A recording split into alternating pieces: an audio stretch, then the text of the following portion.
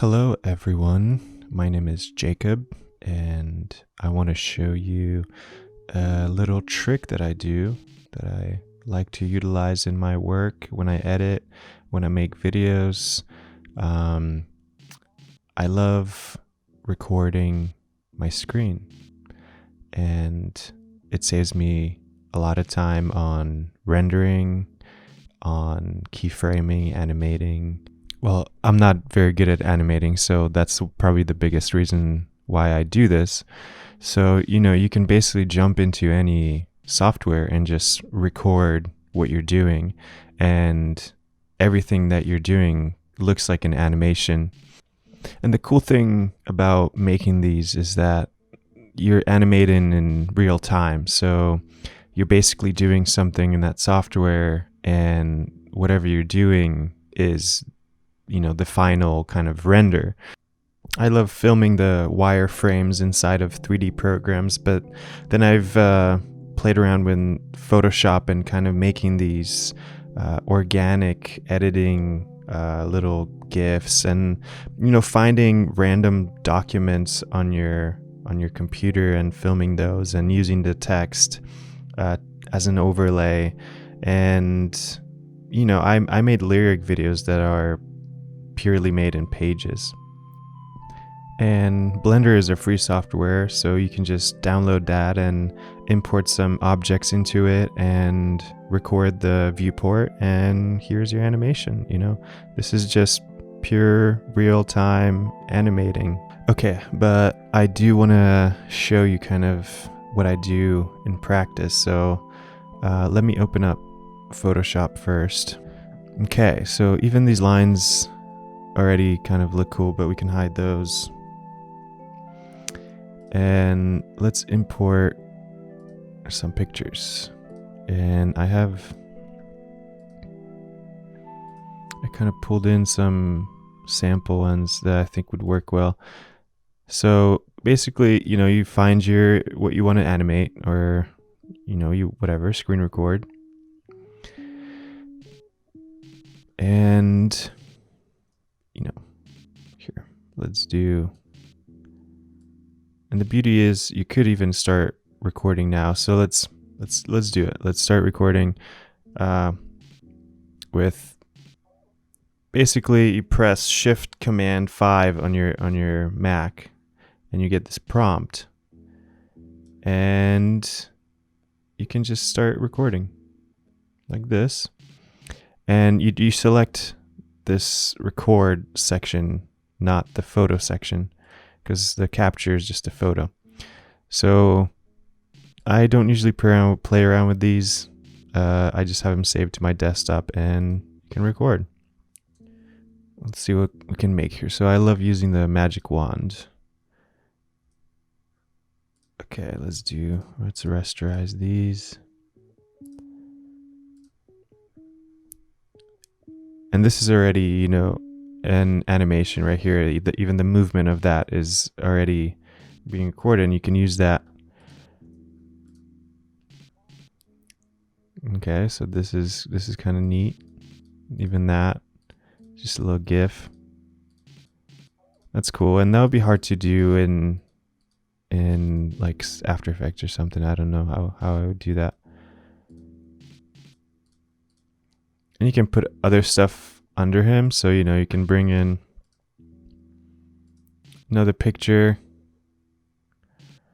What can we throw in here? Let's just do this one. It's basically just a lot of clicking, a lot of trial and error, and like clicking visible and invisible on the layer, and that creates the animation. Gotta rasterize. I mean, even that is cool. And then you can move this around. Let's see. Let's delete it. Deselect it. Now, we have a little moving animation. And you can always zoom in and hide the mouse in Premiere or whatever. And that took us, no time. And it's already doing something cool. So you can basically play around with these settings over here, and that's how you get your animation. You just kind of pull aside the options, so you're not seeing your controls, which you could also show to make it like a breaking the fourth wall or something. But I like just doing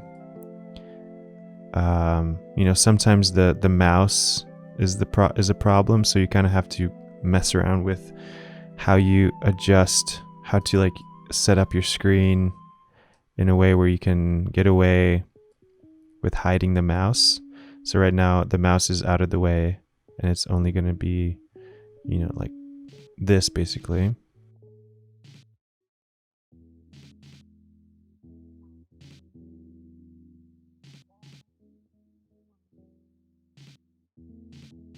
Yeah, but this is basically the idea, and this is what I do for a lot of the stuff. And you can go deeper into like trying to create GIFs that actually work, and you can animate sequences if you take some photos and start cutting out like parts of the photo. It's like this unfinished raw, and so you basically stop this, and it goes to your desktop or whatever, and then you just encode it. So you're gonna have to find it wherever it was saved, and then you have to encode selected video file. This is like basic Mac operations. So you just select this, or you can do a ProRes, which is going to be really large. So I do that when I need large files and high quality files, but a lot of times I just go with this because it's the more efficient codec. And the awesome thing is you can do anything. You can go messages, you can record. I mean, Blender is kind of the best example, because I was just working on a project that kind of required this this look, this geometry kind of vibe. Oh, there we go. I had it open for too long. So just open it up, and yeah, I was doing this little screen, and the only thing I animated was this camera movement. So then I just recorded the screen, and I got this look. So I wasn't rendering inside of the program, but I was just recording this section of the screen. So I would just do this, Shift Command 5, select what I want to record, and that's kind of it. And then I let it go, and I have my video. This stuff, I don't even know how I would render it to look like this. So it's kind of like a lazy way, but it's also the only way to get certain aesthetics out of software like this. So it's all up to you, and whatever you're going for, you could probably create somehow. And this is just a little tip to save time and save your sanity on certain renders, and just get creative with it, because there's just literally infinite options of what you can do. You could go and record like something online, like record this archive library somehow, like find Canadian libraries. What is that? Like you go to, find something that's common, that you're allowed to use, I guess. Internet Arcade. You could just record yourself playing a game. I think everybody needs a lot of content these days, especially if you're a small business online. And I think this is just a good way to like animate stuff, even if you don't know how to animate and you don't know how to make videos. But this is just a simple way to create cool looking things without much, involvement, really. So you can record anything, I mean, you can take text, community texts. Like if you need something that's like document looking, you could go in, find something like this, and even like, record it in a way where you don't see me clicking and you get the animation of the page kind of loading. There's something to that, and like you can find ways to just record things that are yours, or at least, try to obscure things that are not yours, so it's not just like plain plagiarism from, things, but just, record stuff that you make and try to get creative with it. Try to make some fun stuff that no one else can make.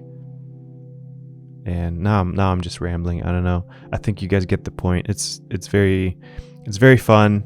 I like doing this, and I hope, you guys get something out of it. I think the most important thing to realize about this is, you record something and then you combine it with something else. So like you can use, you can make GIFs in Photoshop and just use those, put them into a square in your video editor and just use them. But a lot of times I just like to combine the stuff I record with other footage, or, with other videos. So I think it's just, you need to find what you want, what content you're trying to make, because you can just make pure animated content, or you can make animations and then combine them with with other videos. So like recording text and putting it over a video that you've already shot, or just doing some silly stuff in Photoshop and putting that on Instagram or whatever. So like I said, there's just so much. You can record anything. You can record a little thing passing by on a screen and make that into something. It's up to, it's whatever. It's literally endless possibilities, which is amazing. I love that, and that's why I wanted to share with you guys. I hope you guys have a great day. Be kind to each other, and hopefully I'll have another little tutorial soon. I'm not sure what the next one is going to be, and honestly, if you guys have questions, don't hesitate to ask, because I will respond to comments, and I'm very easy to find online, so just hit me up.